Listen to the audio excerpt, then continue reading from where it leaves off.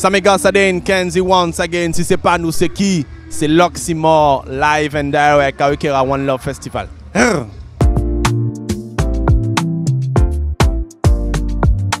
Salut à tous, c'est Shorty pour l'Oxymore. Nous sommes au deuxième jour du Karukera One Love Festival et je suis avec Kenzie.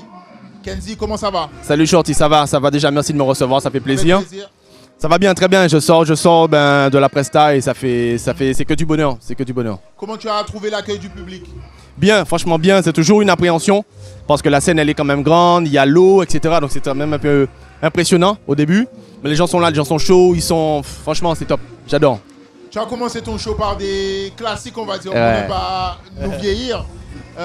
C'était quoi ta stratégie et est-ce que tu as trouvé justement que le public était réceptif? Oui, en fait, si tu veux, j'essaie d'écouter le public. Et c'est vrai que j'ai beaucoup de retours de gens qui me disent « Ouais, mais j'aurais voulu entendre ça, j'aurais voulu entendre mes précieux, j'aurais voulu entendre ci, entendre ça. » Et parfois, tu oublies parce que quand tu commences à avoir une discographie, on va dire, tu enchaînes les titres. Et là, j'ai voulu faire un clin d'œil. J'ai voulu essayer de remonter le temps, donc d'où le fait de faire un mix. On essaie d'avoir pas mal de titres qui datent, des comebacks, etc. Et on revient à l'actualité, où on a des nouveautés, etc. Et c'est des morceaux dont on te parle quand même régulièrement, encore aujourd'hui? Oui, franchement, quasiment tous les jours. Il y a des gens qui ont vraiment été marqués par cette période-là, par ces morceaux-là. Donc j'essaie de faire plaisir un peu à tout le monde. Ok. Et ensuite, tu es passé sur tes morceaux plus récents. Ouais. Et là, à ce moment-là, comment tu as trouvé l'accueil? Il y a des morceaux qui ont fonctionné. Oui. Comment ça s'est passé à ce moment-là? Est-ce que tu étais satisfait? Ben écoute, oui, franchement, après ça reste un festival, tu sais, il y a tellement de monde, il y a un public qui est tellement large que je ne peux pas forcément plaire à tout le monde. Il y a plusieurs publics en fait. Exactement, donc tu essayes de composer avec, on va dire, et du coup j'ai eu de bons retours.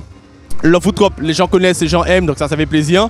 J'ai fini sur Bangkok, qui est un classique et les gens adorent, et j'ai voulu glisser entre-temps le nouveau morceau qui sera à la fin du mois qui s'appelle Milano. Et je regarde, donc tu sais, tu testes, tu vois les réactions des gens, est-ce qu'ils bougent, est-ce qu'ils arrivent déjà à chanter plus ou moins. C'est positif. Faudra travailler, faudra communiquer, faudra revenir sur l'Oxymore pour en parler. Mais c'est plutôt positif, ouais, je suis content. Et la scène, ben, comme tu viens de nous dire, c'est aussi du test. Est-ce que tu fais une préparation particulière? Est-ce que tu as des modèles de scène? Comment tu prépares les shows d'une manière générale, plus du point de vue peut-être physique, mouvement, interaction? Alors j'arrête jamais de préparer physiquement. Je fais toujours du sport toute l'année, donc ça c'est clair et net.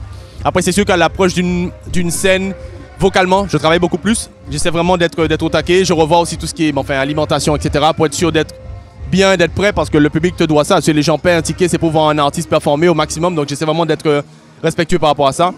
Puis après, musicalement, ben, tu essaies d'être cohérent par rapport à l'événement. Un festival, les gens ont envie de bouger, ils ont envie de s'amuser. Il est déjà 20 h.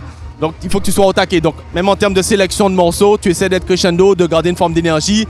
Ne pas venir ennuyer les gens, donc voilà, il y a un travail qui est fait à ce niveau-là. Et puis tu vas crescendo. Ok, on a fait un peu le tour.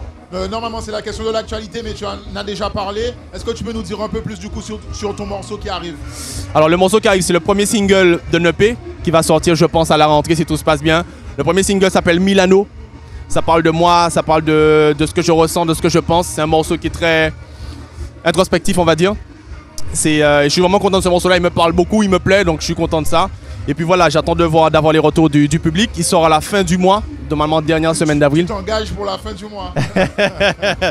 J'essaie de tenir les délais à chaque fois, mais ouais, fin du mois, on essaie de sortir. Ok. Ok. Kenzie, merci. Merci à toi, Shorty, ça fait plaisir, tu connais.